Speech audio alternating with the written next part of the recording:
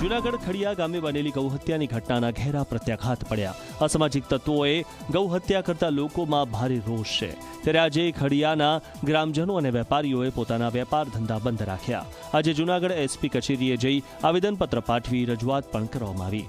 ગૌમાતાની હત્યા કરનાર સામે કડક કાર્યવાહીની માંગણી કરવામાં આવી છે।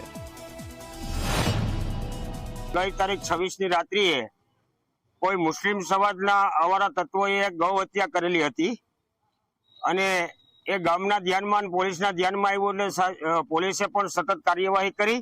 પણ ખડિયાના તમામ વેપારી મિત્રોએ પોતપોતાની દુકાનો ધંધા રોજગારો બંધ રાખી સ્વૈચ્છિક ગામ સાથે જોડાઈ એક હિન્દુત્વના મુદ્દા ઉપર અને બધાને હારે રહી અને ગામના તમામ સમાજના આગેવાનો મિત્રો વડીલો એક શાંતિપૂર્ણ એક આવેદન પત્ર આપવા આવ્યા હતા અને એસપી સાહેબે પણ અમને ખૂબ સરસ રીતે સાંભળ્યા।